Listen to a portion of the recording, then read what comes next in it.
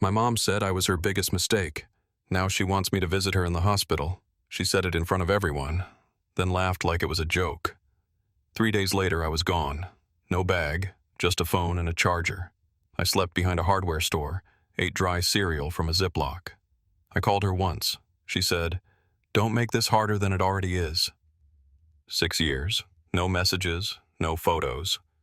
Last week, a nurse found my profile, said she's asking for me by name. I told her she was right. Now they're texting every night. Too late. My mom said I was her biggest mistake. Now she wants me to visit her in the hospital. She said it in front of everyone. Then laughed like it was a joke. It was her birthday dinner. Long table, 15 seats, all full except the one at the very end. Mine. They put me next to the drafty window, between a stack of plastic gift bags and a broken floor vent that clicked every 10 seconds. My older brother, Tyler, had flown in from Chicago. My younger sister, Jenna, was glowing in her law school sweatshirt, the one she wore like a second skin since making law review. My spot? No plate, no drink. I grabbed a paper napkin and waited. Then it happened. Right between the second round of wine and the chocolate cake, Tyler raised a glass and toasted to the best mom in the world. Jenna followed with something about strength and sacrifice. And my mom? She smiled, raised her glass, and turned to me. "If I hadn't had him," she said, nodding toward me, "I might have finished college. I might have had a real life." Then she looked back at the table and added, "But hey, we all make mistakes." Silence. Someone laughed. A dry, uncomfortable chuckle. Probably Uncle Frank. He always laughed when he didn't know what else to do. Jenna looked down. Tyler coughed into his sleeve. And me? I just sat there, numb. "Mom," I managed, barely above a whisper. She waved her hand like she was swatting a fly. "Relax. It's a joke. God, you're always so sensitive." 3 days later, I was gone. No bag. Just a phone and a charger. I didn't leave a note. There wasn't much to say. I used the last $20 in my wallet to catch a Greyhound out of the city. Fell asleep with my head against the window and my knees against the seat in front of me. Woke up in a different state, different air, different name, eventually. The first week I slept behind a hardware store. There was a spot between 2 dumpsters where the wind didn't bite so hard. I kept my phone off to save battery. Ate dry cereal from a Ziploc bag I'd found in a park trash can. Every morning I'd walk to the library when it opened just to feel warm, just to hear human voices not aimed at me like bullets. "Day 6, I called her. Not because I wanted to, just to see. I don't even know what I hoped for. Maybe to hear her say, "Come home." Maybe to hear her cry. She picked up on the second ring. "What?" she said. That was her hello. "It's me," I said. A pause. Then, "Don't make this harder than it already is." Click. That was it. No, "Where are you?" No, "Are you safe?" No, "Come home." Just the sound of the call dropping, and my own breath turning cold in my throat. The next year was a blur. I worked under-the-table jobs, cleaned a warehouse at night, mopped blood out of a boxing gym in exchange for a corner to sleep in, slept in my shoes, learned how to make coffee strong enough to kill the taste of moldy bread, spoke only when spoken to. I carried everything I owned in a backpack I stole from a laundromat. You don't know shame until you steal from the lost and found box and still feel like a thief. I stopped looking at my reflection. It just got in the way of what I had to do to stay breathing.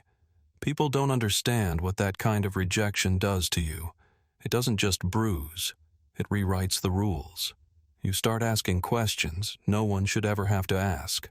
Like, if my own mother thinks I was a mistake, am I even real? For a while, I convinced myself I wasn't. I found a shelter with a 2-month waiting list, slept in a church basement instead. They served soup and not many questions. I gave a fake name, wore gloves with holes in the palms. One night, an old man named Earl asked me why I limped.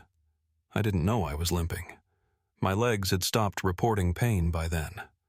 At some point, I stopped counting the days. It's easier that way. Time becomes an enemy when you're measuring it against the silence of people who used to say, "I love you." Eventually, I saved enough to rent a room in a house that smelled like mildew and stale cigarettes. It had no lock. The window was nailed shut, but I could close the door. That was a luxury I hadn't had in a long time. I got a job washing dishes in a diner, the kind that only takes cash and doesn't care where you came from. I worked double shifts, didn't talk, didn't look up, just scrubbed until my hands cracked. The manager called me Ghost, said I moved like one. 6 years passed, not a word from anyone. No messages, no photos, no birthdays, no holidays. It was like I'd died, and they forgot to tell me. I started using my real name again when I applied to community college. They needed ID. I walked into the DMV shaking like a leaf, expecting some trapdoor to open. It didn't. Turns out, when your family forgets you, the government just shrugs. First class I took was English Comp. The professor was 70, wore the same brown cardigan every day, and never smiled. But she handed me back my first paper with a single word written in red ink. Finally. I didn't know what she meant. I asked after class. She said, "You sound like someone who's been waiting a long time to say something." She was right. I got a job tutoring kids at the college, helped them write college essays, sat with them through tears and panic attacks. I didn't say much, just listened. Turns out people want to talk if you give them space. I kept going. Semester after semester, quietly. No ceremony, just movement.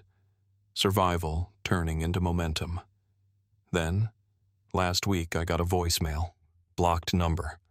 Robotic voice. "This is Nurse Amy from St. Vincent's. We're trying to reach a relative for a patient, Margaret Connors. She gave your name, said she wants to see you." I dropped my phone. I hadn't heard that name in 6 years. She gave my name, said she wanted to see me. I sat on the floor for 2 hours. No music, no noise. Just the sound of the fridge humming and my own thoughts spinning like razors. I didn't cry. I didn't scream. I just sat there and thought about that dinner, about the way she laughed, about the silence afterward, about how nobody stopped her, about how the only thing waiting for me when I left was the wind. She wanted to see me. But now? Now I'm not that kid who slept behind dumpsters. Now I'm something else. And I don't know if she deserves to meet him. I didn't say yes. I didn't say no. I just showed up. St. Vincent's was colder than I remembered hospitals being. Not the temperature, the lighting. Everything blue white and sharp. The kind of light that makes skin look like paper and souls feel disposable. I didn't walk in slow. I walked like I had somewhere else to be. Like the whole building was a detour. At the front desk, I gave my name. The nurse raised her brows like she'd heard it before but couldn't place it. "She's in 418, East Wing," she said, like we were talking about someone else's tragedy. The walk down that hall felt like a courtroom. Each step echoed. Each door I passed whispered something. A cough, a beeping monitor, a nurse mumbling numbers. Room 418 was at the end. Of course it was. Always the end of something. I stood outside for a second, listened. Nothing. Not even the TV. Then I opened the door. She looked smaller than I remembered, deflated. Her hair was thinner, gray where it used to be steel blonde. Her arms were narrow and still, the skin on her hands liver-spotted and slack. An IV hissed in rhythm. A heart monitor clicked with mechanical indifference. She turned her head when the door opened. Didn't smile. Just blinked once. Like I was a figure in a dream she wasn't sure she'd conjured. "You came," she said. "I'm not staying," I replied. She chuckled. Same tone. Like that night. Like the joke was still going. Still dramatic. I stepped forward but didn't cross the line where the tile met carpet. The room had no flowers, no cards, no balloons, just a tray of uneaten food and a half-drained bag of fluid dripping into her arm. "Why did you give them my name?" I asked. She took a moment. Then, "Because you're still my son." "Am I?" A beat. She reached for the button to raise her bed and winced like it hurt. I didn't move to help. "They said I needed someone on file. Someone to make decisions if something happened." "And the siblings? Too busy?" Her eyes narrowed. "Jenna's in Europe. Tyler said it was too hard to get time off. But not too hard to toast you like a saint while you called me a mistake." Her lips thinned. The monitor kept ticking. "Is that why you're here?" she asked. "To get your pound of flesh?" "No," I said. "I already got that, years ago. You just weren't watching." Silence again. Outside the window, it started to rain. Thin and surgical, like everything else in this place. She broke the silence first. "I wasn't well. Back then. I was overwhelmed. I had you when I was 19. I didn't know what I was doing." "You had me, then had 2 more," I said. "Got better at it?" She looked away. "I worked 2 jobs," she said quietly. "Your father left. I had no help. I was drowning." "So you held me underwater too?" Her breath hitched. The monitor ticked faster for a moment, then steadied. "I was angry," she admitted. "You were a reminder of everything I didn't get to be." I nodded slowly. "You wanted to be a writer." Her eyes met mine. "You remembered that?" "I remember a lot. Like how you used to write on napkins when the bills came in. Like you were trying to scribble the debt away." That made her laugh, softly, sadly. "You looked so much like him," she said. "Your father. I don't even remember his voice." She didn't answer. "You said I ruined your life," I added. "In front of everyone. You humiliated me, like I was a rash you couldn't stop scratching." "I didn't mean it." "You meant it enough to say it, to laugh after." Silence again. Then she whispered something I didn't expect. "I didn't think you'd survive out there." I stared at her. "Then why let me go?" "Because I didn't know how to fix it," she said. "Because I thought if I asked you to stay, it would be worse." It was. She closed her eyes. "I know." I sat down. First time I'd sat in a room with her in 6 years. The chair squeaked. I folded my hands like I was being judged. She looked tired, not just in the body, in the soul, like someone who had outrun their excuses. "I didn't die," I said, quietly. "I can see that." I got out, found work, went back to school. She opened her eyes again. There was something different in them now, something quieter. "What are you studying?" "Psych." A pause. "Figures?" I smiled, but it wasn't warm. Figured I should understand the damage. She looked like she might cry. I didn't offer comfort. "You know what the worst part was?" I said. "It wasn't the hunger, or the cold, or the nights sleeping under flickering street lamps. It was the silence. Every day I thought, today she'll call. She'll say it was a mistake. She'll say, 'Come home.' But I didn't," she said. "No." She looked at the window. I kept waiting, too, she whispered. For what? For you to hate me. I did. And now? I don't think about you enough to hate you. She winced, not from pain, from truth. You want forgiveness? I asked. She didn't answer. I'm not a priest, I said. And this isn't confession. Her voice was thin. I just didn't want to die alone. I stood up. You made sure I started that way. She looked like she might break, but I didn't wait to see if she would. I turned and left the room.